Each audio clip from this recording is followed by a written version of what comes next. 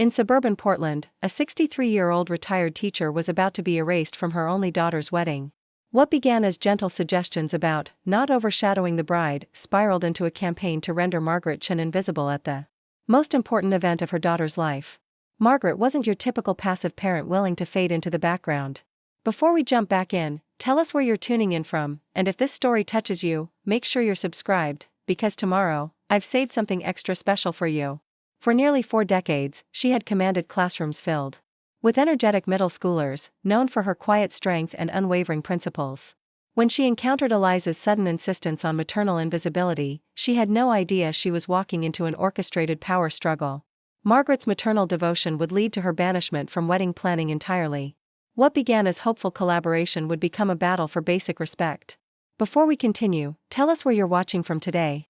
And if this story moves you, make sure you're subscribed because tomorrow, I've saved something truly special for you. The wedding invitation sat unopened on Margaret's kitchen counter for 3 days. Cream-colored envelope with gold embossing and her name written in perfect calligraphy, Margaret Chen, not Margaret Chen and guest, a detail she'd noticed immediately. The absence of a +1 felt deliberate, though she'd been divorced from Eliza's father for over 15 years and hadn't dated anyone seriously in the past decade. She pressed her reading glasses higher on her nose and finally opened the envelope, though she already knew what it contained. Her only daughter Eliza was marrying James Whitfield in 6 months at Overlook Manor, an exclusive venue with panoramic views of the Columbia River Gorge. The wedding that had consumed their conversations for the past year was finally taking shape in official form. Margaret traced her finger over the embossed letters, feeling a complex mix of emotions. Pride in her daughter's accomplishments, Eliza had built a successful career as an architectural designer and found a partner who seemed to genuinely care for her. But underneath that pride lurked something else, a growing unease about her own role in this new chapter of her daughter's life. The tension had begun subtly at first, so gradually that Margaret couldn't pinpoint exactly when things had shifted.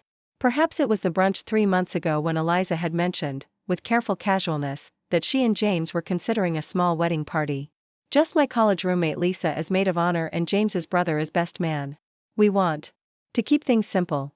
Margaret had nodded, understanding the desire for simplicity, though she'd always imagined she might play a special role in her only daughter's wedding. But she'd said nothing, not wanting to impose her expectations on Eliza's day. Then came the wedding dress shopping expedition.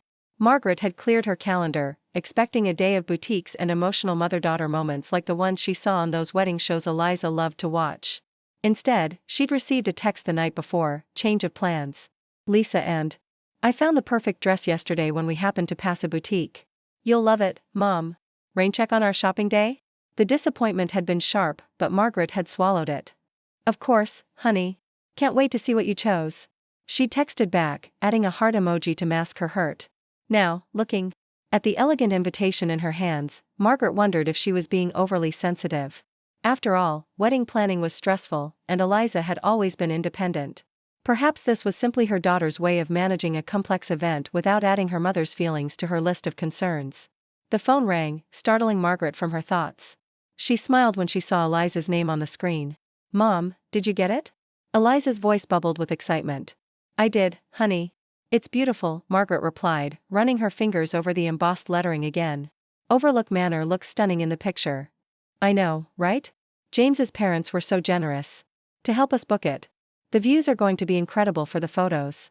Margaret noted the emphasis on James's parents' contribution. Her own offer to help with wedding costs had been gently but firmly declined.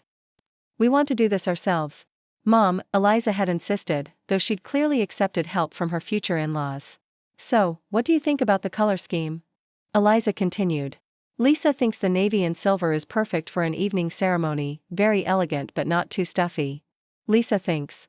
Margaret began to notice how many sentences Eliza started. This way lately. Lisa thinks. James's mother suggests. The wedding planner recommends. Everyone seemed to have input except Margaret. It sounds lovely, Margaret said, keeping her voice neutral. I was wondering about the mother of the bride dress. I thought perhaps we could look together, find something that complements the wedding. Colors. There was a slight pause on the other end of the line. Actually, Mom, I've been meaning to talk to you about that. We're going for a very specific aesthetic with this wedding. Very modern, very curated. I was thinking you might want to wear something subtle. Subtle? Margaret repeated. You know, nothing too bright or attention-grabbing. Maybe a nice gray or taupe? Something elegant but understated. Margaret frowned, looking down at the invitation again. Navy and silver were the wedding colors, not gray or taupe. I was thinking perhaps a deep blue to complement your color scheme. Preparing and narrating this story took us a lot of time, so if you are enjoying it, subscribe to our channel, it means a lot to us. Now back to the story. Another pause. The thing is, Mom, navy is for the wedding party. We're trying to create a visual distinction between the key participants and the guests. The words landed like a physical blow. Guests. Not family or parents, but guests. As if Margaret were simply another person attending, not the woman who had raised Eliza single-handedly after her father left, who had worked 2 jobs to put her through the private school she'd loved, who had been both mother and father at every milestone of her life. I see, Margaret said, her voice carefully controlled. I wouldn't want to disrupt your aesthetic. Thanks for understanding, Mom, Eliza said, missing or choosing to ignore the hurt in her mother's tone. Oh, and James's mom is hosting a small dinner next weekend for the wedding party and immediate family. Saturday at 7, business casual. You can make it, right? Of course, Margaret agreed automatically, though the short notice meant canceling her monthly book club meeting. I'll be there. After hanging up, Margaret sat in her kitchen, staring at the invitation as if it might reveal the moment when she had become an afterthought in her daughter's life. She thought of all the milestones they'd celebrated together, just the 2 of them against the world after David left. The science fair project she'd helped construct late into the night, the college application essays she'd proofread, the first apartment she'd helped Eliza furnish on a shoestring budget. When had she transitioned from essential to peripheral?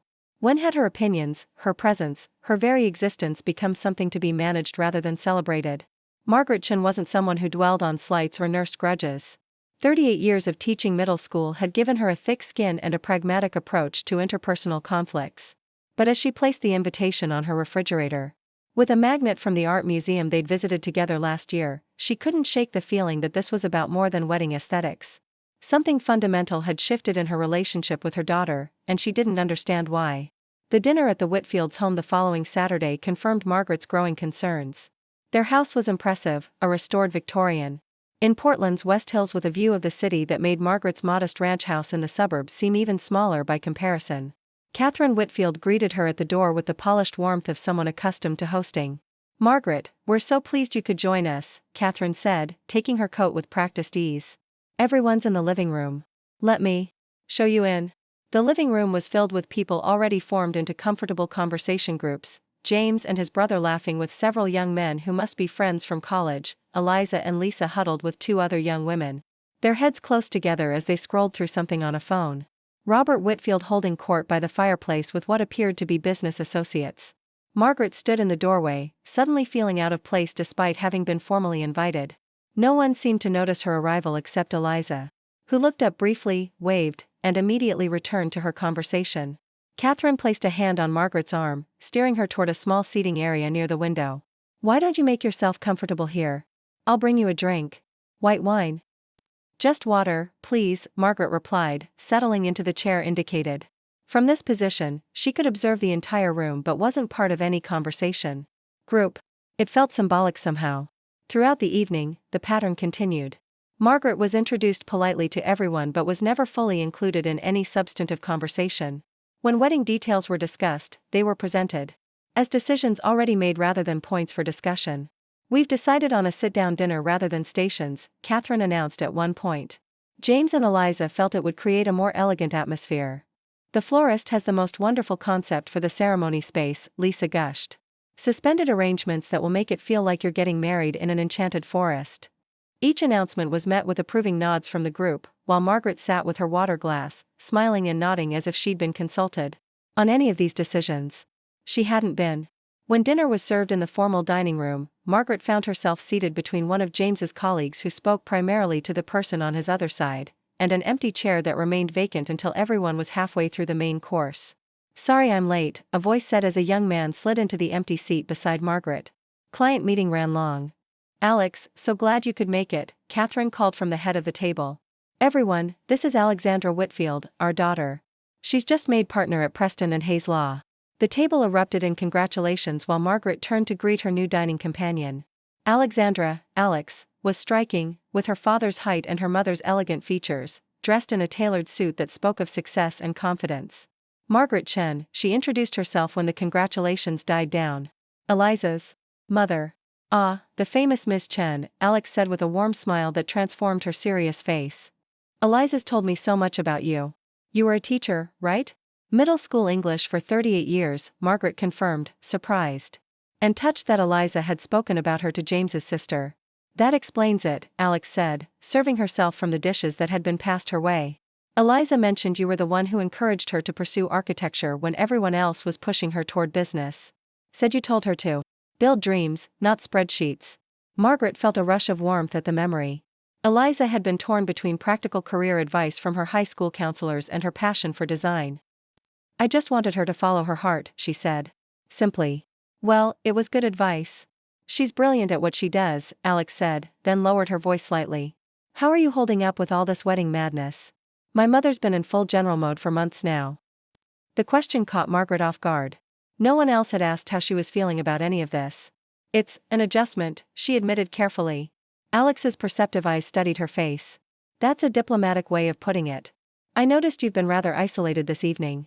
Not exactly the typical mother of the bride treatment. Margaret tensed. The last thing she wanted was to create friction between Eliza and her future in-laws. I'm sure everyone's just very busy with the planning. Alex said non-committally, taking a sip of her wine. Well, if you ever want to grab coffee and commiserate about being sidelined in the great Whitfieldshire wedding extravaganza, I'm around. Sometimes feels like I'm just expected to show up in the right dress and smile for photos. Before Margaret could respond, Catherine was calling for everyone's attention from the head of the table. Since we have almost everyone important here tonight, James and Eliza wanted to share some exciting news about the ceremony. Almost everyone important. The phrase echoed in Margaret's mind as she watched Eliza and James stand together, hands linked, radiant with happiness. We've finalized the ceremony details, James announced. My father will be officiating. Murmurs of approval rippled around the table. Robert Whitfield, it was explained, had been a judge before retiring to focus on his consulting business and had the legal authority to perform marriages. And, Eliza added, her face glowing, Catherine has agreed to do a special reading during the ceremony. It's a poem that's been read at Whitfield family weddings for generations. Margaret's smile felt frozen on her face as she absorbed this information. Robert officiating. Catherine doing a reading.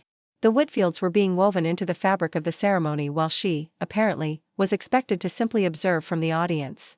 As the dinner continued, with toasts and laughter and more wedding details being shared, Margaret felt increasingly invisible.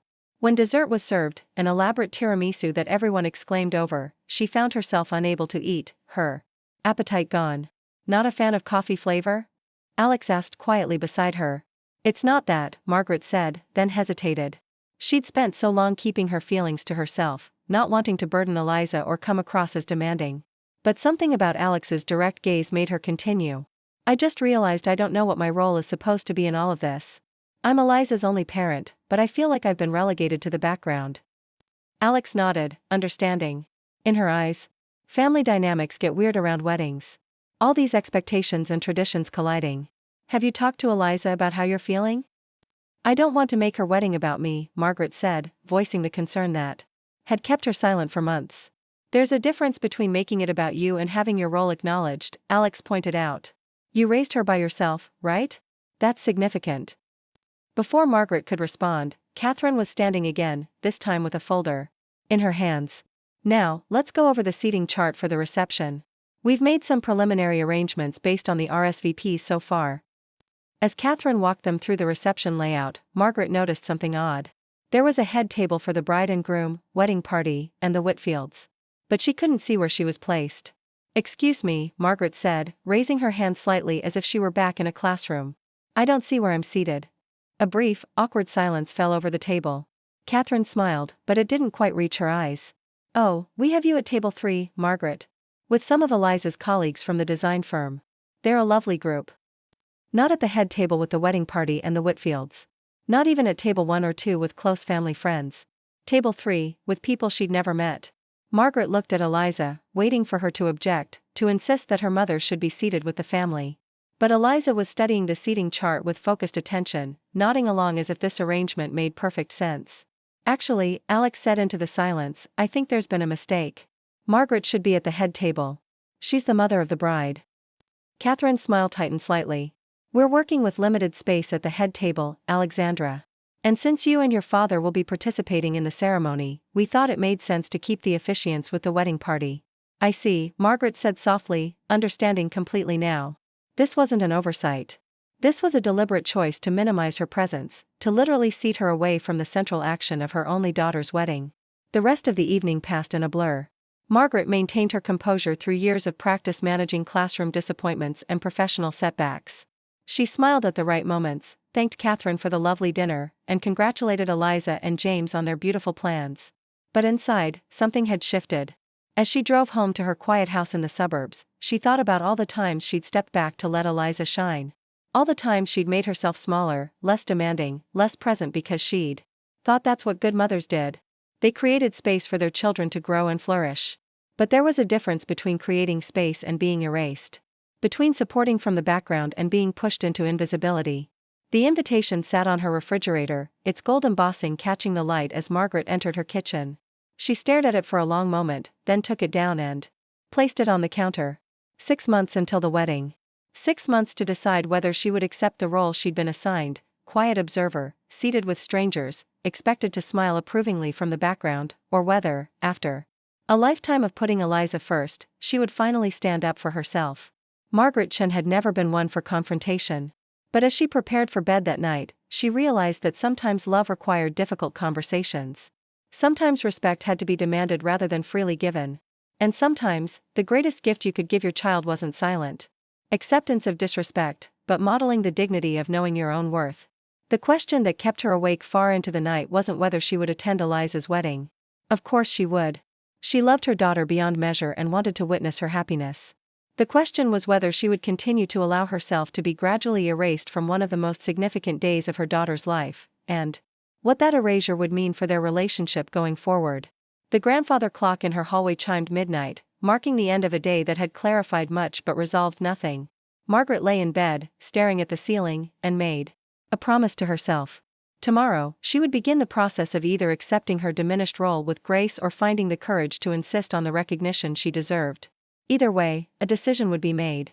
And either way, nothing would ever be quite the same again. Margaret woke early the next morning, her mind clearer after a night of restless dreams. The path forward wasn't obvious, but she knew she couldn't continue as she had been, silently accepting each new exclusion with a smile and a nod. As she prepared her morning tea, a ritual unchanged since her teaching days, she considered her options. She could confront Eliza directly, lay out her hurt feelings and expectations. But that risked creating exactly the drama she'd been trying to avoid, potentially casting a shadow over the wedding preparations and straining Eliza's relationship with her future in-laws. Margaret had spent too many years trying to shield her daughter from conflict to take that approach lightly. She could withdraw completely, attend the wedding as the silent, supportive mother she was apparently expected to be, seated at table 3 with strangers while the Whitfields basked in the glow of family connection. The thought made her stomach clench with a mixture of sadness and indignation. Or she could find a middle path, neither confrontational nor completely submissive, that would allow her to maintain her dignity while supporting her daughter's happiness. The doorbell rang, interrupting her thoughts. Margaret wasn't expecting visitors, especially not at 8 on a Sunday morning. She opened the door to find Alexandra Whitfield on her porch, holding 2 coffee cups from the artisanal cafe downtown. And looking surprisingly fresh despite the late night. "I hope it's not too early," Alex said. "I remembered you mentioned you're an early riser. Coffee? I wasn't sure how you take it, so I brought cream and sugar packets." Surprised but not displeased, Margaret stepped back to let Alex enter. "I'm more of a tea drinker, but coffee is fine. Thank you."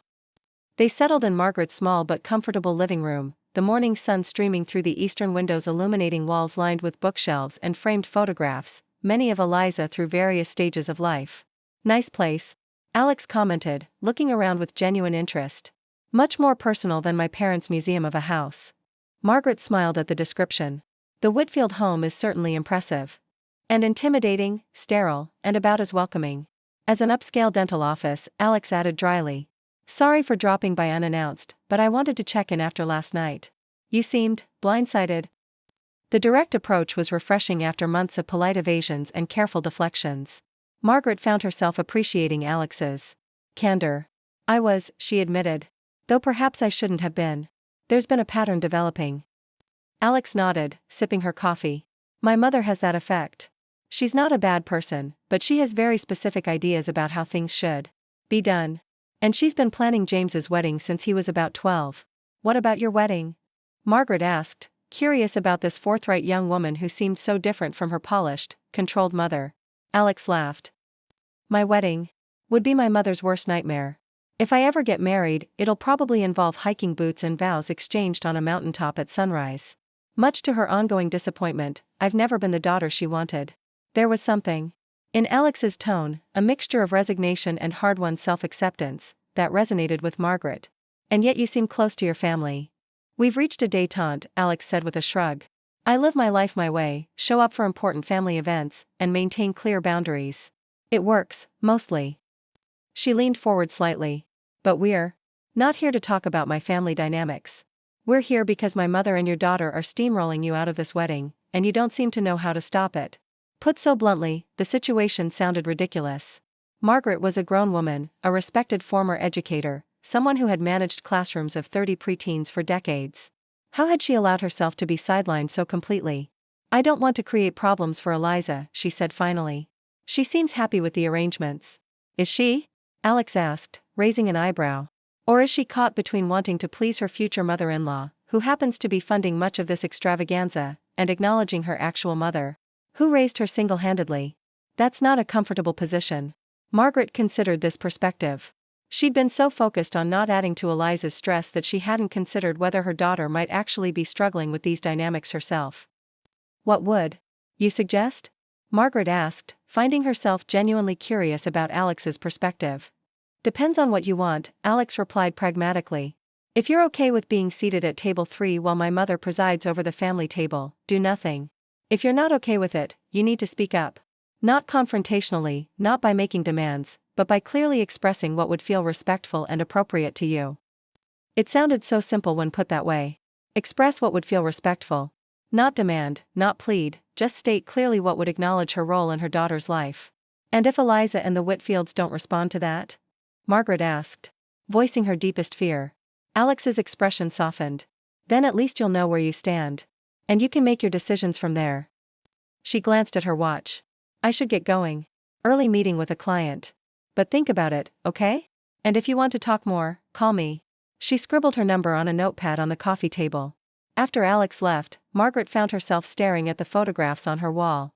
Eliza at her kindergarten graduation, gap-toothed and beaming. Eliza at 12, serious and determined at her first science fair. Eliza at high school graduation, arms slung around Margaret's shoulders, both of them laughing at some forgotten joke. They had been a team, the two of them. When had that changed? And was it too late to reclaim some measure of that connection? Margaret picked up her phone and composed a text to Eliza. Would love to have lunch this week, just the two of us. My treat. Let me know when you're free. The response came quickly. This week is crazy busy with vendor meetings. Rain check? Maybe after the cake tasting next month? Next month. 6 weeks away. Margaret stared at the message, feeling that familiar ache of exclusion. But this time, instead of accepting it with a cheerful, of course, honey, she decided to try a different approach. I understand you're busy, she wrote back. But I'd really like to see you, even if just for a quick coffee. I miss you, and I'd like to talk about the wedding and my role in it. 3 dots appeared, disappeared, appeared again. Finally, is everything okay, Mom? Everything's fine, Margaret replied. I just want to make sure we're on the same page about expectations for the wedding. Another long pause. Then, okay. Coffee tomorrow? 4 p.m. at Riverside Cafe? Perfect, Margaret typed, feeling a small surge of triumph at having stated a need and had it acknowledged. See you then. The Riverside Cafe was busy when Margaret arrived the next afternoon, filled with the after-work crowd seeking caffeine and pastries. She found a small table by the window and ordered a chai tea, watching the door for Eliza's arrival. Her daughter rushed in at 4:15, looking harried and professional in a tailored blazer and slim pants, her dark hair pulled back in a sleek ponytail. She spotted Margaret and wove through the tables, dropping her leather messenger bag on an empty chair. Sorry I'm late, she said, leaning down to give Margaret a quick kiss on the cheek. Client meeting ran long. Let me grab a coffee and I'll be right back. Margaret watched as Eliza ordered, noting how confident and poised her daughter looked. In this upscale downtown setting. So different from the earnest, sometimes awkward girl she'd raised. Pride mingled with a touch of melancholy at how quickly time had passed. "So," Eliza said when she returned with an elaborate espresso drink, "what's up? Your text seemed, I don't know, more serious than usual." Margaret took a moment to gather her thoughts. She'd rehearsed this conversation in her mind, trying to find the right balance between assertiveness and understanding. "I wanted to talk about the wedding planning process, and how I've been feeling somewhat sidelined." Eliza's expression shifted subtly, a flicker of something, guilt? Defensiveness? Crossing her face. "What do you mean?" "I mean that I've noticed a pattern of being excluded from decisions and events that traditionally involve the mother of the bride," Margaret said carefully. "The dress shopping, the ceremony planning, even the seating arrangements at the reception." "Mom, wedding planning is really complicated," Eliza said, her tone taking on the slightly patronizing edge Margaret had heard increasingly often lately. "There are so many moving parts, and James's parents have been really hands-on with helping us coordinate everything." "I understand that," Margaret said, keeping her voice level. "And I appreciate how much work the Whitfields are putting into making your day special. But I'm your mother, Eliza. Your only parent who's been present for every milestone of your life. And right now, I feel like I'm being treated as just another guest." Eliza fidgeted with her coffee cup, not meeting Margaret's eyes. "That's not fair. You know how much you mean to me." "I do know that," Margaret agreed. "Which is why it hurt to discover I'll be seated at table 3 with people I've never met, while the Whitfields are all at the head table." "That was Catherine's suggestion," Eliza said quickly. "She thought since Robert is officiating and she's doing a reading, it made sense for them to be closer to us during the reception." "And you agreed," Margaret pointed out gently. "You could have said, 'I want my mother at the family table,' but you didn't." Eliza's cheeks flushed. "It's complicated, Mom. The Whitfields are contributing a lot financially, and Catherine has connections with all the best vendors in Portland. I didn't want to create drama." "Is asking to be seated with my daughter on her wedding day creating drama?" Margaret asked, genuinely curious about how Eliza perceived the situation. "No, but..." Eliza trailed off, then sighed. "Look, Catherine can be intense. She has very specific ideas about how the wedding should look, how it should flow. And she's been amazing at making things happen for us. The venue, the caterer, even the photographer, they're all people who wouldn't normally be available on our budget. So you feel obligated to follow her lead," Margaret said, understanding dawning. This wasn't just about wedding aesthetics. Or modern versus traditional roles. This was about power dynamics and financial leverage. "It's not like that," Eliza protested, but her expression suggested otherwise. "I just want everything to go smoothly. And Catherine knows what she's doing." "I'm sure she does," Margaret agreed. "But that doesn't mean your mother should be seated with colleagues while your future mother-in-law sits at the head table." Eliza was silent for a moment, twisting her engagement ring, a substantial diamond that Margaret suspected had also come with Whitfield assistance. "What do you want me to do, Mom? Tell Catherine she's overstepping? That would make things so awkward."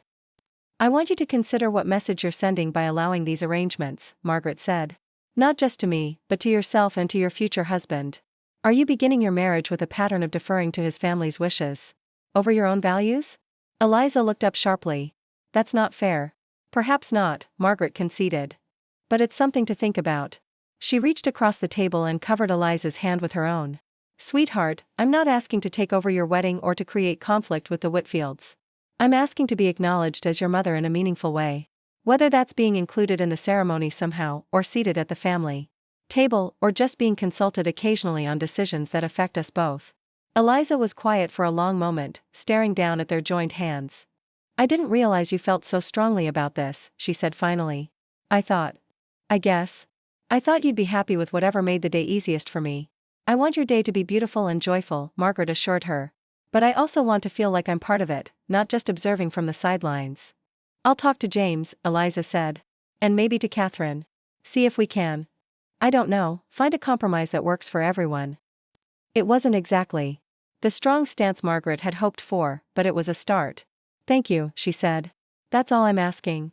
They finished their coffees, the conversation shifting to safer topics: Eliza's latest design project, Margaret's book club, a new restaurant they both wanted to try. By the time they parted with a hug on the sidewalk outside, the tension had eased somewhat, though Margaret sensed their conversation was far from over. As she drove home, Margaret felt a mixture of hope and apprehension. She'd taken a step toward asserting her place in her daughter's life, but the outcome remained uncertain. Would Eliza truly advocate for her with the Whitfields, or would she continue to prioritize smoothing over potential conflicts at her mother's expense? The answer, Margaret suspected, would reveal a great deal about the future of their relationship, not just during the wedding, but in the years that followed. In suburban Portland, a 63-year-old retired teacher was about to be erased from her only daughter's wedding. What began as gentle suggestions about not overshadowing the bride spiraled into a campaign to render Margaret Chen invisible at the most important event of her daughter's life. Margaret wasn't your typical passive parent willing to fade into the background. For nearly 4 decades, she had commanded classrooms filled with energetic middle schoolers, known for her quiet strength and unwavering principles. When she encountered Eliza's sudden insistence on maternal invisibility, she had no idea she was walking into an orchestrated power struggle. Margaret's maternal devotion would lead to her banishment from wedding planning entirely. What began as hopeful collaboration would become a battle for basic respect. Before we continue, tell us where you're watching from today. And if this story moves you, make sure you're subscribed because tomorrow, I've saved something truly special for you. The changes began so subtly that Margaret almost missed them. 3 days after their coffee shop conversation, a text arrived from Eliza with a link to a website featuring mother-of-the-bride dresses. What do you think of these styles? I think the midnight blue would look stunning on you. Midnight blue, not taupe or gray as previously suggested, but a deep, rich color that would complement the wedding palette while still allowing Margaret to stand out elegantly. It wasn't navy, which remained reserved for the wedding party, but it was far from the background blending shade Eliza had initially proposed. Margaret studied the suggested styles, elegant floor-length gowns with clean lines that suited her aesthetic. This small concession felt like the first acknowledgement that her appearance at the wedding mattered, that she wasn't just another guest to be visually managed. I like the third one, she replied. Perhaps we could shop for it together? Eliza's response came quickly, absolutely. I have a vendor meeting at Overlook Manor next Saturday morning, but we could meet for lunch after and hit the boutiques. Downtown. 1 p.m. at Marigold? A lunch date and shopping expedition, the first time Eliza had proactively included her in wedding-related activities in months. Margaret felt a cautious optimism as she confirmed the plan.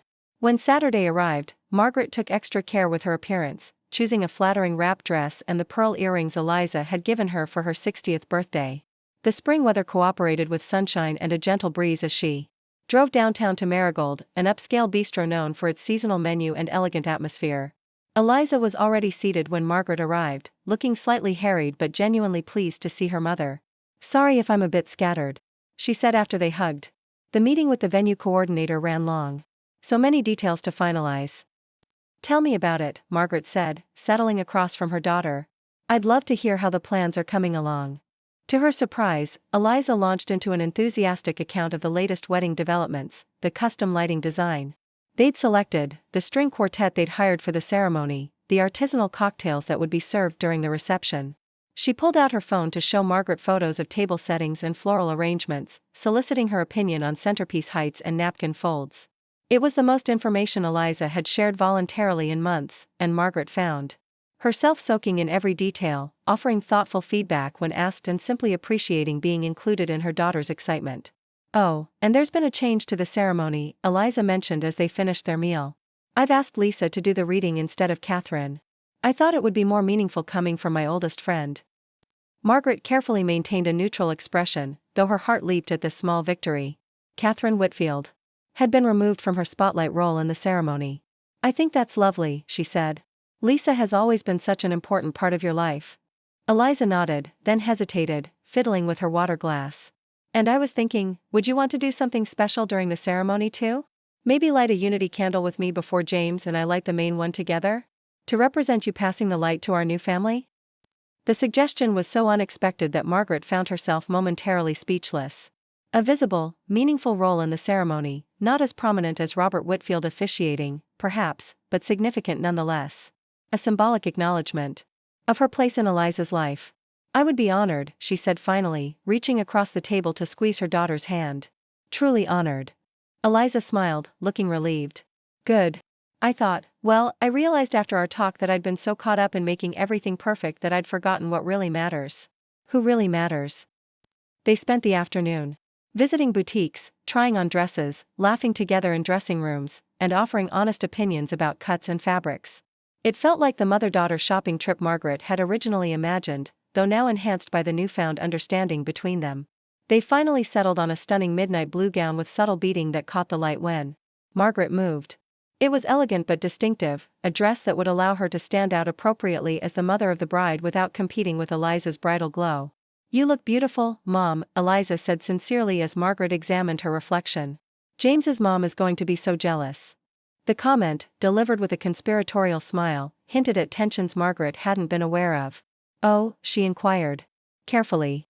Eliza sighed, helping Margaret with the zipper. "Catherine means well, but she can be controlling. After our talk, I mentioned to James that I was concerned about how you were being sidelined, and he admitted he'd noticed it too. Apparently, his mom has a history of taking over family events. She did the same thing with his sister's school graduation party." Alex mentioned something similar, Margaret admitted as she changed back into her street clothes. Eliza looked surprised. "You've talked to Alex? She stopped by last weekend. We had coffee and a nice chat." "Huh," Eliza said, looking thoughtful. "I didn't realize you two had connected." "She's quite insightful," Margaret said, choosing her words carefully. "And she seems to understand family dynamics very well.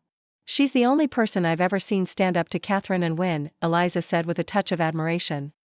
"James says she's been doing it since she was 12. As they left the boutique with Margaret's dress carefully boxed, she considered this new information. Alex hadn't just been being friendly with her surprise visit, she'd been strategically creating an alliance, perhaps sensing that Margaret needed support in navigating the Whitfield family dynamics. "Would you like to come over for dinner this week?" Margaret asked as they prepared to part. "Just the two of us? I could make that pasta you love." "I'd like that," Eliza said, then checked her calendar. "How about Wednesday?" "James has a work thing, so I'm on my own anyway." Another small victory, Eliza choosing to spend an evening with her mother rather than with the Whitfields or her friends. "Wednesday is perfect," Margaret confirmed. 7 o'clock? The next few weeks brought more encouraging changes. Margaret found herself included in more wedding-related communications, not everything, but enough to feel connected to the process. Eliza began sending her photos of floral samples and cake tastings, asking for her input on music selections and ceremony details.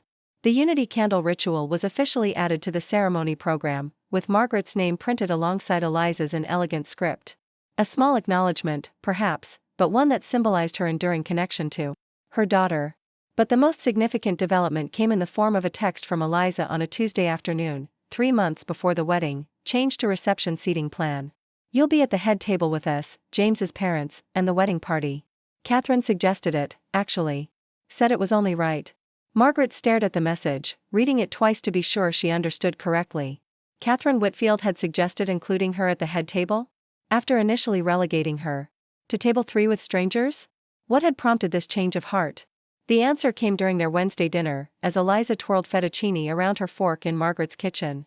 "I should probably tell you what happened with Catherine," she said. "After our talk, I mentioned to James that I was upset about the seating arrangements.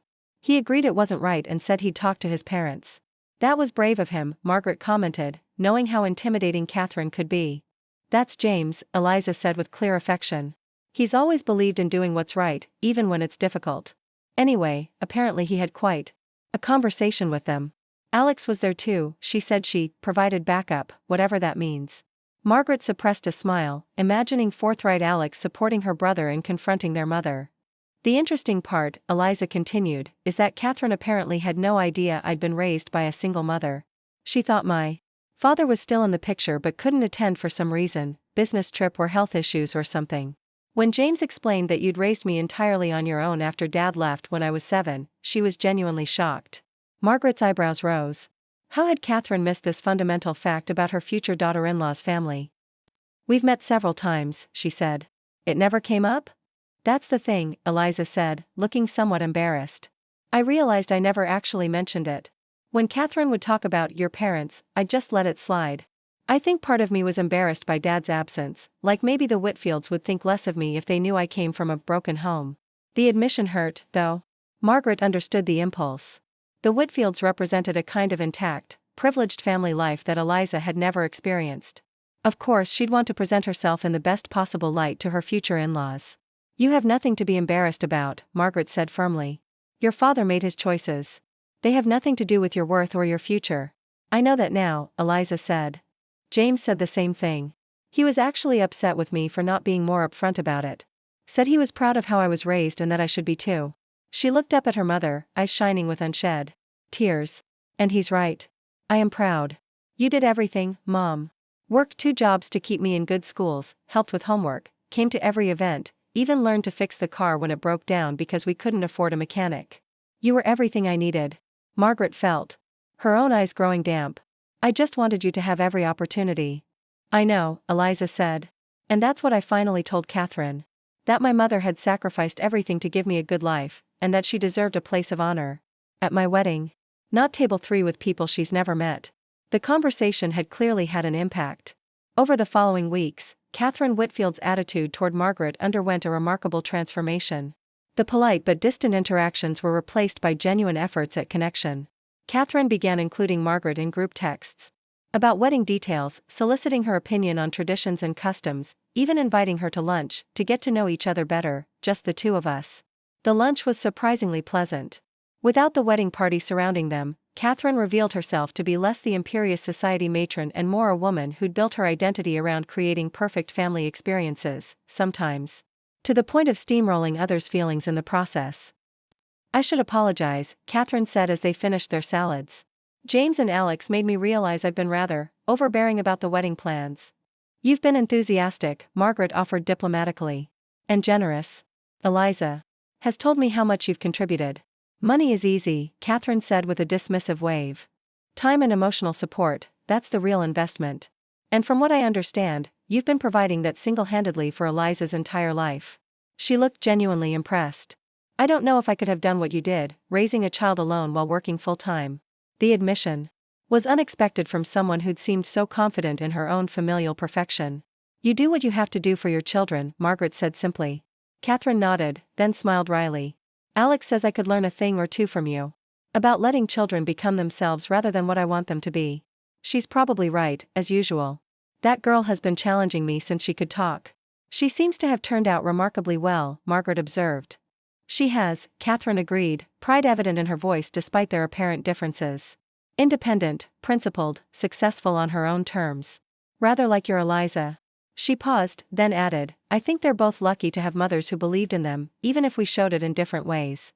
It was an olive branch, an acknowledgement of different but equally valid approaches to motherhood. Margaret accepted it with grace, and by the time they parted with promises to speak soon, she felt the foundation of a genuine, if unlikely, friendship beginning to form.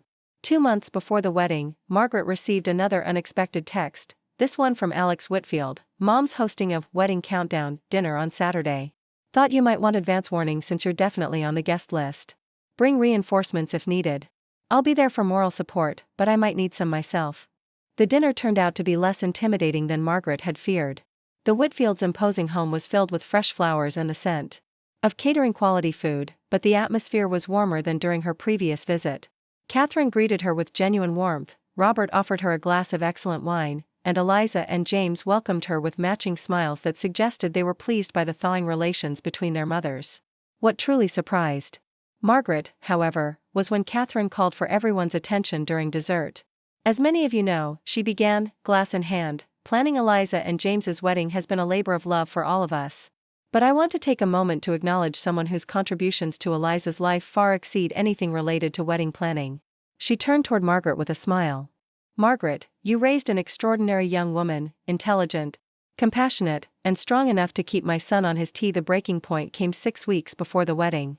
Margaret had been enjoying her coffee on the patio when her phone buzzed with an incoming call from Eliza. She answered with a smile in her voice, expecting more wedding updates or perhaps an invitation to another planning session. Mom, Eliza said, her voice tense. We have a situation. Margaret set down her coffee cup, immediately alert. What's wrong? Are you okay?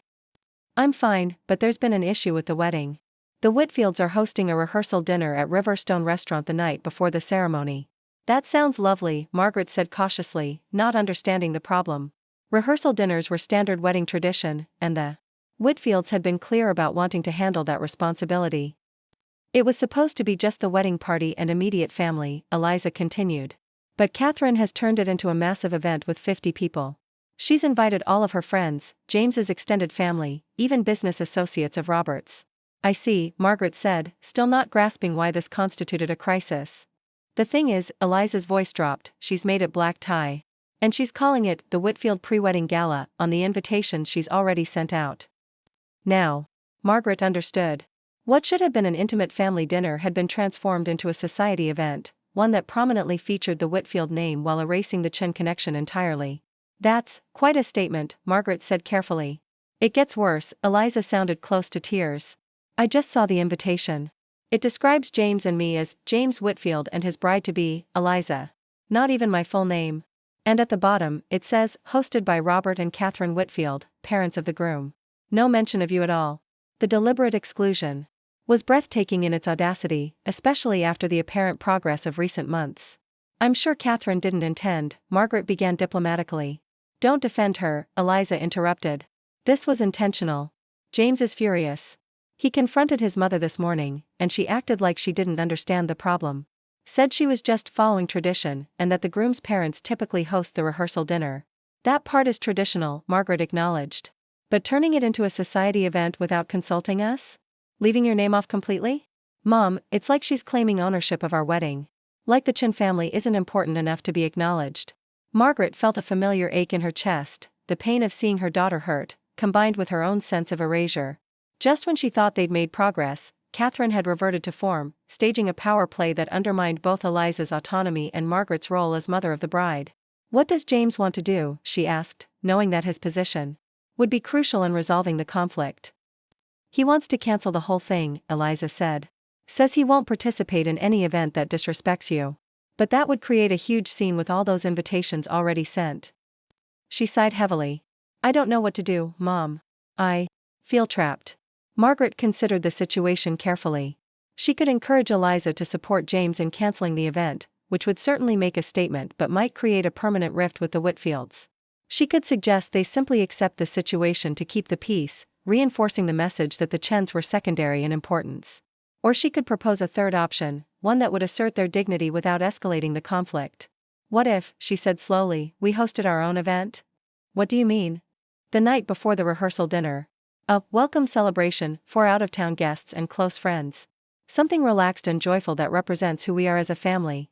Not competing with the Whitfields' formal gala, but complementing it with something more personal. There was silence on the other end as Eliza considered this. Where would we hold it? And how would we pay for it? The Whitfields have bottomless pockets, but we don't. Leave that to me, Margaret said with growing confidence. I've been saving for your wedding since you were in high school. I may not be able to match Catherine's extravagance, but I can certainly host a meaningful gathering. Are you sure, Mom? This wasn't in our budget. I'm absolutely sure, Margaret said firmly. This isn't about competing with the Whitfields. It's about ensuring that both sides of your heritage are honored as you begin this new chapter. By the time they ended the call, a plan was taking shape.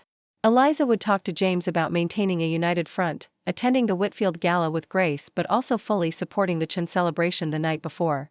Margaret would handle all the arrangements for their event, creating something that reflected their values and traditions. After hanging up, Margaret sat for a long moment, processing the conversation. She had nearly $15,000 in a special account she'd built over decades of careful saving, money she'd intended to contribute to the wedding before the Whitfields had stepped in with their checkbook. Now she would use it to create an event that celebrated Eliza's heritage and their family bonds in a way the Whitfield gala never could. Her first call was to Alex Whitfield, who had become an unexpected ally in navigating these complicated family dynamics. Oh boy, Alex said when Margaret explained the situation. Mom's really done it this time. James called me ranting this morning. I've never heard him so angry. I'm trying to find a solution that doesn't involve all-out warfare, Margaret explained. Something that honors Eliza's heritage without directly challenging Catherine. The parallel event is brilliant, Alex said approvingly. Need any help? I'm pretty good at organizing things, and I know all the best caterers who aren't already in my mother's pocket. Margaret accepted the offer gratefully. With Alex's connections and her own careful planning, they secured the rooftop garden of a boutique hotel with panoramic views of the city, not as exclusive as Riverstone Restaurant, perhaps, but infinitely more meaningful as the site where Margaret had taken Eliza for special mother-daughter lunches throughout her childhood. The next challenge was the guest list. Margaret started with Eliza's childhood friends, teachers who had mentored her, neighbors who had helped with childcare when Margaret was working late, colleagues who had supported her throughout her career. People who had been part of their journey as a family, who had witnessed Eliza's growth from precocious child to accomplished woman. When the list reached 60 names, Margaret realized they had created something more significant than she'd initially envisioned. This wasn't just a pre-wedding gathering, it was a celebration of community, of the village that had helped her raise her daughter when she couldn't do it all alone. The invitations were simple but elegant, designed by one of Eliza's college friends who now ran a boutique stationery company. Margaret Chen invites you to celebrate the marriage of her daughter, Eliza Chen, to James Whitfield. Join us for an evening of food, music, and memories as we welcome these two families together. As RSVPs began arriving, nearly everyone accepting with enthusiasm, Margaret felt a growing sense of purpose. This event wasn't about competing with Catherine's black tie gala. It was about creating space for a different kind of celebration, one that honored the community that had shaped Eliza's life. 2 weeks before the wedding, Margaret was reviewing final details with the caterer when her phone rang. Catherine Whitfield's name appeared on the screen. Margaret took a deep breath before answering, unsure what to expect. Margaret, Catherine's voice was tight, controlled. I've just heard about this event you're planning the night before our rehearsal dinner. Yes, Margaret confirmed calmly. A small gathering to welcome our out-of-town guests. With 60 people, Catherine said flatly. That's hardly small. Margaret chose her words carefully. We have a large community of people who have been important in Eliza's life. I wanted to give them a chance to celebrate with us in a more intimate setting. You're creating a competing event, Catherine accused. Making guests choose between your party and our formal dinner. Not at all, Margaret said, keeping her voice level. Most of our guests aren't invited to your rehearsal dinner. And those who are attending both events will simply enjoy two different celebrations of Eliza and James's marriage. Different in style, perhaps, but equal in significance. The phrase equal in significance hung in the air between them. After a moment, Catherine sighed. I suppose I did expand the rehearsal dinner beyond its traditional scope. It was as close to an admission of overstepping as Margaret was likely to get. We each have our own way of celebrating, she said diplomatically. The important thing is that Eliza and James feel supported by both families. Another pause. Robert thinks I should have consulted you about the invitations, Catherine said reluctantly. He says I was insensitive to exclude your name. The wording was unfortunate, Margaret agreed, not giving Catherine an easy absolution. Would you? Catherine seemed to be struggling with the words. Would you be willing to be acknowledged as co-host of the rehearsal dinner? We could send a revised invitation. The offer surprised Margaret. It was a significant concession from someone as status-conscious as Catherine. That's very thoughtful, she said. But I think at this point, two separate events might actually be better for everyone. Your elegant formal dinner and our more casual celebration. Two different expressions of love for the same couple. Catherine seemed to consider this framing. I suppose there's room for both, she conceded. Though I still think the timing is pointed. Perhaps, Margaret acknowledged. But sometimes we need to make a point to be heard. The conversation ended with a tentative truce, neither woman fully satisfied but both recognizing that open warfare would only hurt Eliza and James. As Margaret returned to her planning, she felt a quiet pride in having stood her ground without escalating the conflict, a delicate balance she'd perfected through years of parent-teacher conferences and school board negotiations. The night of the Chen celebration arrived with perfect early summer weather. The rooftop garden was transformed with strings of market lights, potted cherry blossoms, and tables arranged for easy mingling rather than formal dining. A trio of jazz musicians played softly in the corner, and catering staff circulated with trays of dumplings, spring rolls, and other dishes that represented Margaret and Eliza's favorite foods from around the world. Margaret wore a simple but elegant cocktail dress in deep green, her favorite color rather than one chosen to complement the wedding palette. As host, she wanted to present herself authentically, not as an extension of the Whitfield-approved aesthetic. Guests began arriving promptly at 7, filling the space with laughter and conversation. Eliza's kindergarten teacher, now in her 70s, delighted in sharing stories of 5-year-old Eliza's determination to read chapter books, like the big kids. Former neighbors reminisced about community potlucks and the science club Margaret had organized for neighborhood children in their apartment complex. Eliza arrived with James an hour into the event, looking radiant in a simple white sundress. Her face lit up as she took in the gathering, so many people from different chapters of her life, all brought together by their connection to her and her mother. Mom, she whispered, embracing Margaret tightly. This is incredible. I can't believe you did all this. We did it together, Margaret corrected, including James and her smile. All of us, over many years. James, handsome in chinos and a sport coat, dressed appropriately for Margaret's event rather than anticipating his parents' black tie gala, squeezed her hand warmly. This is what family is supposed to be, he said, looking around at the diverse, joyful gathering. Not just blood relatives, but people who choose to show up for each other, year after year. The evening flowed with natural warmth as guests shared stories, offered advice, and celebrated the couple's journey. There were no formal speeches or rigid timelines, just authentic connections and genuine joy. When Margaret brought out a photo display chronicling Eliza's life, from toothless kindergartner to poised professional, the gathering clustered around, exclaiming over forgotten moments and cherished memories.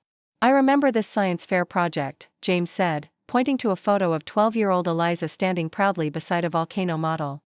"Eliza showed me this picture on our third date. Said it was when she first fell in love with design and construction." "Your mother stayed up all night helping you build that base," one of Eliza's former teachers recalled. "Came to school the next day with paint in her hair and bags under her eyes, but so proud she could burst."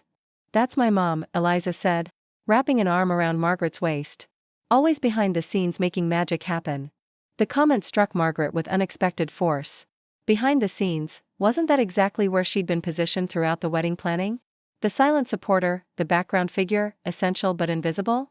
Yet looking around at this gathering, these people who recognized her contribution, who had witnessed her partnership with Eliza over decades, she realized that she had never truly been invisible to those who mattered. Her work, her sacrifice, her love had been seen and valued by this community all along. The evening's most surprising moment came when the elevator doors opened at 9:30, revealing Catherine and Robert Whitfield, elegantly dressed but clearly uncertain of their welcome. The conversations around them dipped momentarily before resuming with deliberate casualness. Margaret crossed to greet them, genuine in her welcome despite her surprise. "Catherine, Robert. I'm so glad you could stop by. We wanted to see what you'd created," Catherine said, her eyes taking in the festive, relaxed atmosphere. "It's not what I expected." "What did you expect?" Margaret asked, curious rather than defensive. Catherine gestured vaguely. "Something more competitive, I suppose. A formal dinner trying to outshine ours." She looked around again, noting the easy laughter, the natural groupings of people deep in conversation, the absence of assigned seating or rigid protocols. "This is lovely. Warm. It feels like family." "That was the idea," Margaret said simply. "To celebrate the community that helped raise Eliza." "We didn't have that," Catherine admitted, watching as Eliza moved through the crowd, hugging former teachers and family friends. "When we raised our children, it was just us, no extended family nearby, few close friends. Robert worked constantly, and I managed everything else alone." She shook her head slightly. "I think I've always envied that village concept, though I'd never have admitted it until now." The confession surprised Margaret. She'd seen Catherine only as the privileged society matron with unlimited resources, not as a woman who might have experienced her own form of isolation while raising her children. "It wasn't always easy," Margaret said. "Being a single mother meant I had to ask for help, which didn't come naturally. But over time, I learned that community isn't a fallback option, it's a different kind of strength." Catherine nodded thoughtfully. "I can see that now." She gestured toward where Alex stood chatting animatedly with a group of Eliza's college friends. "Alexandra tells me I've been a bit overwhelming about the wedding. We all want what's best for our children," Margaret said diplomatically. "Yes, but sometimes we confuse what we want with what they need." Catherine met Margaret's eyes directly. "I've been thinking about our roles in all this. The wedding, the marriage, their future together. And I've realized there's room for both of us to be important in different ways." It was an olive branch, offered with more sincerity than Margaret had expected. "I think that's true," she agreed. "Different perspectives, different strengths, but the same love for our children." Robert, who had been quietly observing their exchange, spoke up. "The rehearsal dinner invitations have been corrected," he said, his direct manner refreshing after Catherine's more circuitous approach. "New ones went out this morning, acknowledging you properly as mother of the bride. Small thing, should have been done right the first time." "Thank you," Margaret said, appreciating his straightforwardness. "That means a lot to me." As the Whitfields moved to greet Eliza and James, Margaret took a moment to observe the scene she had created. This gathering, warm, inclusive, joyful, represented everything she valued.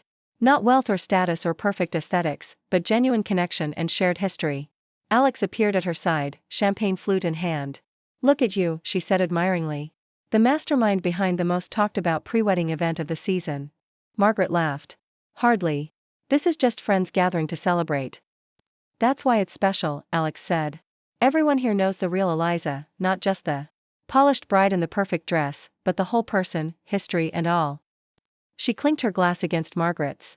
"You've changed the narrative, you know. From stay in the background to honored architect of the bride's life." The description resonated. Margaret hadn't set out to claim the spotlight or compete with Catherine's grand gestures.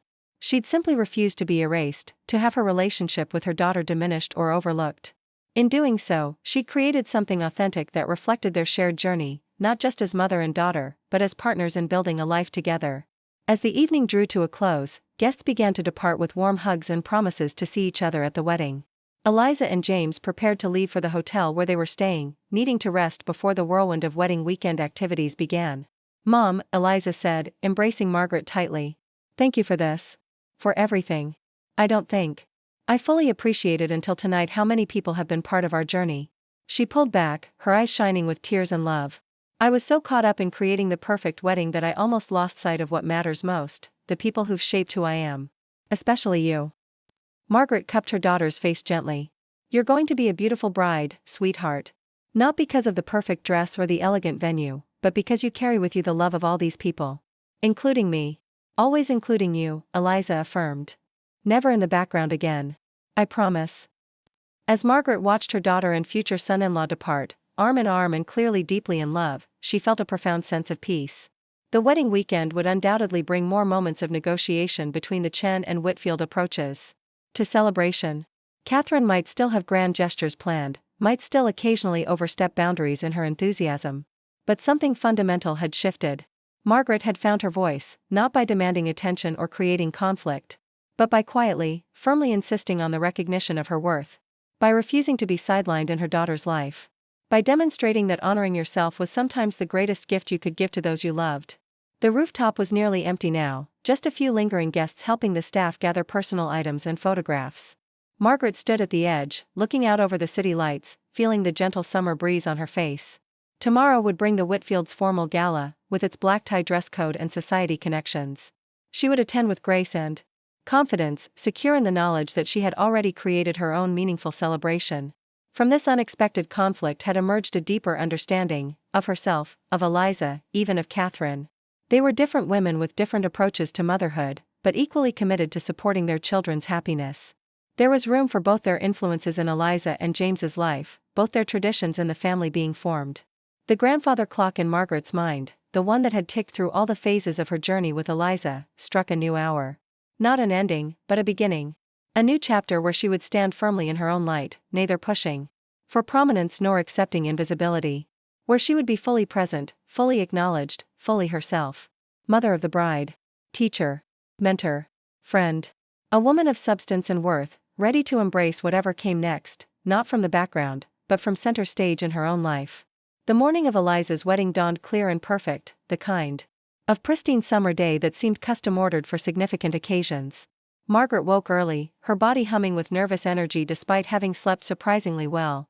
The past 2 days had been a whirlwind, her rooftop gathering followed by the Whitfields' formal gala, both events successful in their own distinct ways. The rehearsal dinner had indeed been grand, with crystal chandeliers, a string quartet, and a 7-course meal served on fine china. Catherine had kept her word, acknowledging Margaret appropriately in the revised invitations and even offering a gracious toast to both mothers who raised these remarkable young people. It wasn't perfect, Catherine still commanded the event with practiced authority, but it represented progress, an acknowledgement that both families brought value to this union.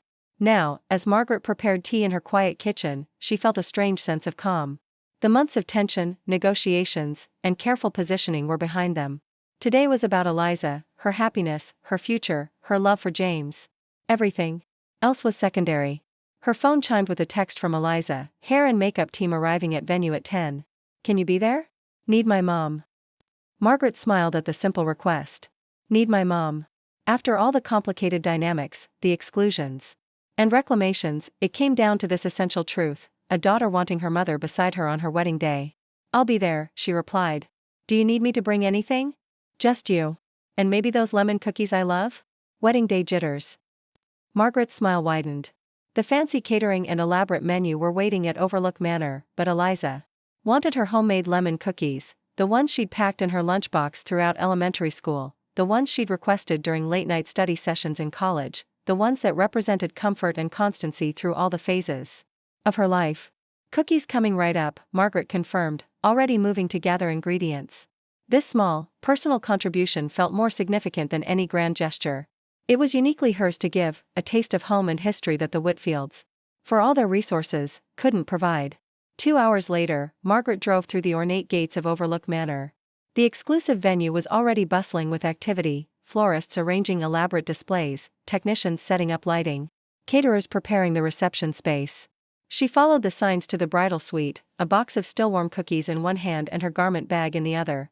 She found Eliza sitting at a vanity in a silk robe, surrounded by bridesmaids in various stages of preparation.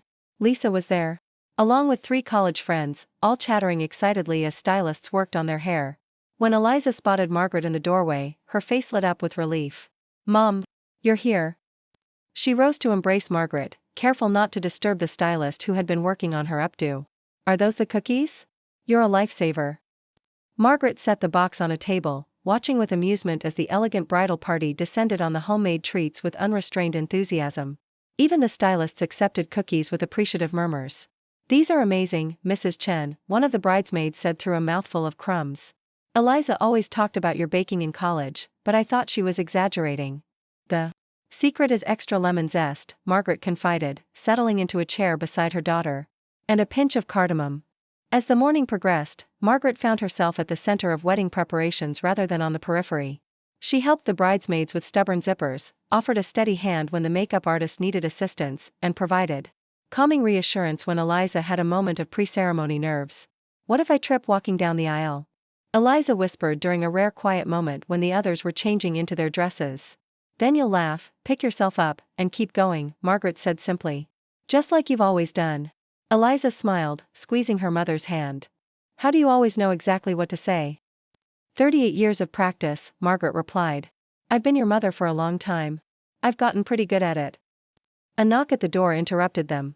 Catherine Whitfield entered, elegant in a silver gray gown that complemented Margaret's midnight blue perfectly, perhaps a deliberate choice, Margaret realized, another small olive branch in their evolving relationship.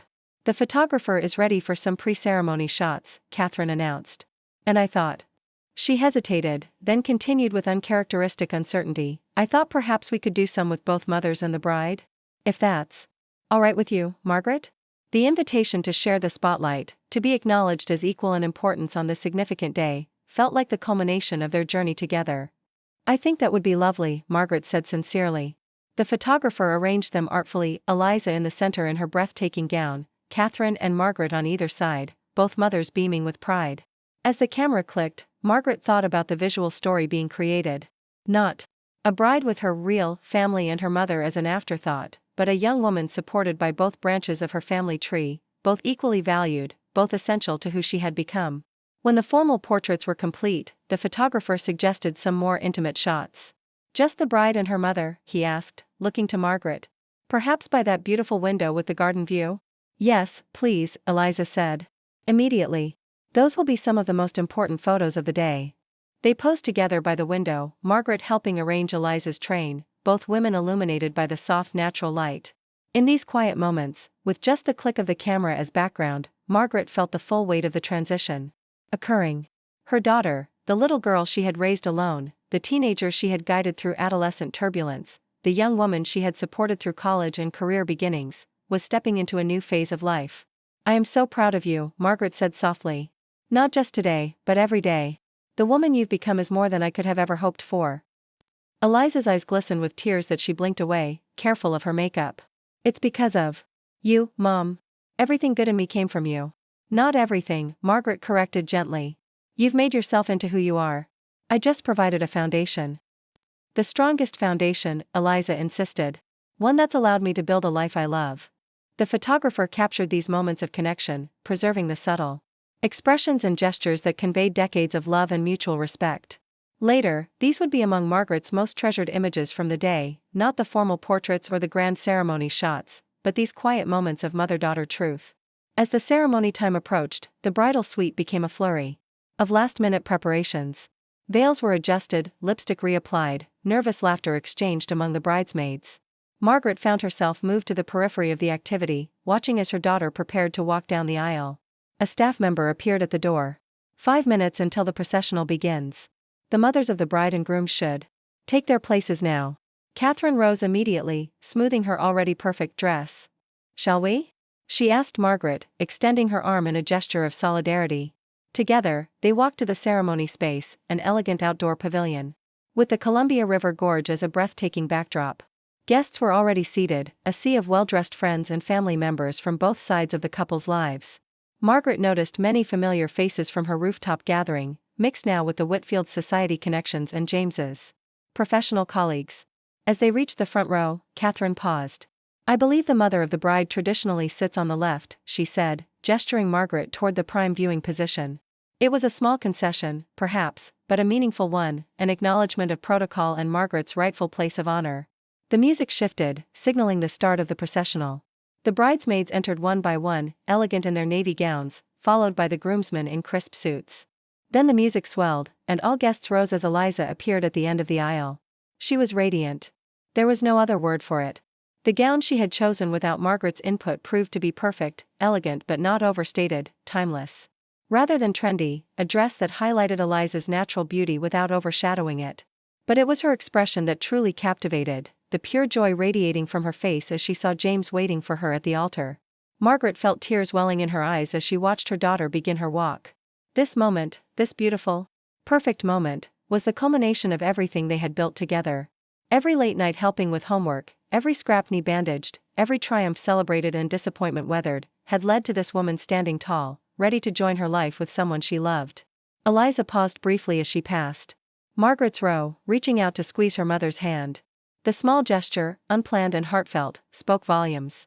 In the midst of pageantry and protocol, Eliza had created a moment of connection that was just for them, a bridge between their past together and the future unfolding. The ceremony proceeded with Robert Whitfield officiating as planned. His words were thoughtful and personal, clearly crafted with genuine care for the couple.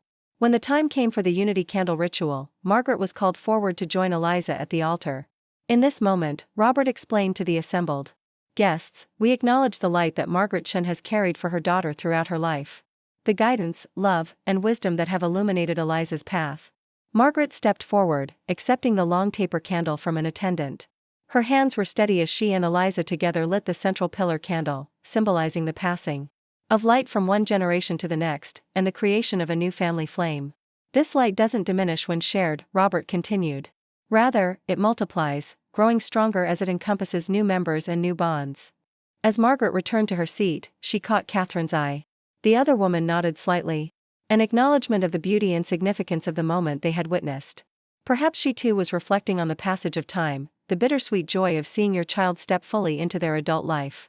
The remainder of the ceremony unfolded with perfect grace, the vows exchanged with clear voices and unwavering certainty, the rings presented and placed on waiting fingers, the first kiss as a married couple met with enthusiastic applause from the guests.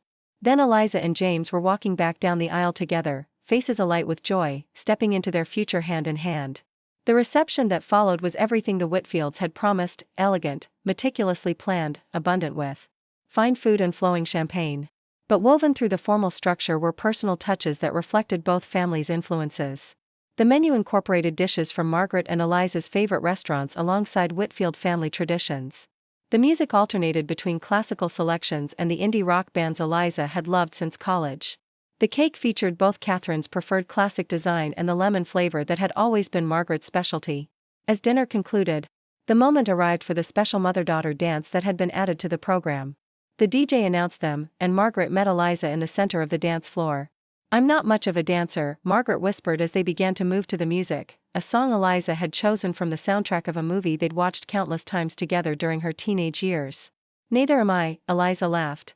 "We can just sway awkwardly together." But as they moved across the floor, there was nothing awkward about their connection. Years of shared history flowed between them, visible to everyone watching, the unspoken understanding, the private jokes, the deep and abiding love that had carried them through good times and challenging ones. "Thank you," Eliza said softly. "Not just for today, but for everything. For being the mother I needed, even when it wasn't easy." "It was the greatest privilege of my life," Margaret replied, her voice steady despite the emotion swelling in her chest. "And it doesn't end today. I'll always be your mother, always be here when you need me." "I know," Eliza said with absolute certainty. "That's what makes today perfect, knowing that I'm gaining a husband without losing anything that matters." As the song ended, they embraced to enthusiastic applause from the guests. Margaret returned to her seat at the head table, where Catherine leaned over with unexpected warmth. "That was beautiful," she said sincerely. "You two have something special." "Thank you," Margaret replied. "I think you and James do too, from what I've observed." Catherine nodded, a hint of vulnerability showing through her polished exterior. "Different, but meaningful in its own way. I'm learning that there's more than one path to building a strong parent-child relationship. The most important thing is that they know they're loved," Margaret said. "Everything else is just details." "Indeed." Catherine raised her champagne glass slightly. "To loving our children, each in our own way." Margaret clinked her glass against Catherine's, sealing what felt like a genuine moment of mutual respect. "To our children, and the family they're building together." The evening progressed with speeches, cake cutting, and dancing. Margaret found herself drawn into conversations with guests from both sides of the aisle, Whitfield family friends curious about her teaching career, her own longtime connections eager to share Eliza stories and wedding observations. Alex Whitfield appeared at her side during a quiet moment, looking striking in a tailored suit rather than a traditional bridesmaid's dress, another example of how this wedding had evolved to honor authenticity over rigid convention. "You've pulled off quite a transformation," Alex noted, handing Margaret a fresh glass of champagne. "From background figure to guest of honor. I'm impressed." "That wasn't the goal," Margaret demurred. "I just wanted to be acknowledged appropriately." "Which is exactly what happened," Alex pointed out. "But the way you did it, creating your own celebration instead of fighting over theirs, standing firm without creating conflict, that was masterful. You've managed to change the entire dynamic without a single battle." Margaret considered this assessment. She hadn't set out with a strategic plan to reposition herself in the wedding narrative. She had simply reached a point where she could no longer accept invisibility, where her self-respect required her to speak up about what felt wrong. The rest had unfolded naturally from that initial act of gentle but firm self-advocacy. "I suppose I've learned over the years that the most effective way to be heard isn't necessarily to shout the loudest," she reflected. "Sometimes it's about creating something so authentic that people can't help but pay attention." "I'll remember that," Alex said thoughtfully. "My mother responds to volume and drama, so that's usually my approach. But your way might actually be more effective in the long run." "Different situations call for different strategies," Margaret said diplomatically. "But I've found that most people respond well to being treated with respect, even when you're disagreeing with them." As the evening drew to a close, Eliza and James prepared for their grand exit. Guests lined up along the path to the waiting car, sparklers creating a tunnel of light for the newlyweds to pass through. Margaret stood at the beginning of the path, positioned by the wedding coordinator as the first person the couple would see on their way out, another small but significant acknowledgement of her place of honor. Eliza paused as she reached her mother, breaking from the script to embrace Margaret one final time. "I love you, Mom," she whispered. "Thank you for everything, especially for teaching me to stand up for myself by showing me how it's done." "I love you too," Margaret replied, her heart full. "Now go start your adventure. Call me when you get to Hawaii." With a final wave, Eliza and James ran through the tunnel of sparklers toward their waiting car, showered with light and good wishes from all who had gathered to celebrate their union. Margaret watched them go, feeling not loss but a profound sense of fulfillment. Her daughter was embarking on a new chapter, but their story together would continue, evolving rather than ending. Catherine appeared beside her as the car pulled away, both mothers watching until the taillights disappeared down the long driveway. "Well," she said with a small sigh, "I suppose we've done our job. Launched them successfully into married life." "This part of the job," Margaret corrected gently. "I think we're still on duty for the foreseeable future." Catherine laughed, a genuine sound without pretense. "You're absolutely right. Different role, but still essential." She gave Margaret an appraising look. "Would you like to join Robert and me for brunch tomorrow?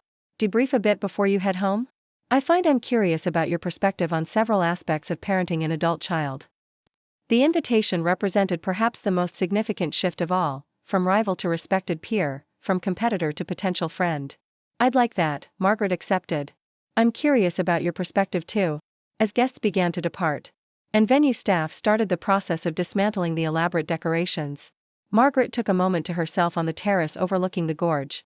The moon cast a silver path across the dark water, illuminating the majestic landscape that had witnessed countless human celebrations and transitions. She thought about the journey of the past 6 months, from the initial hurt of exclusion to this moment of completion and new beginning.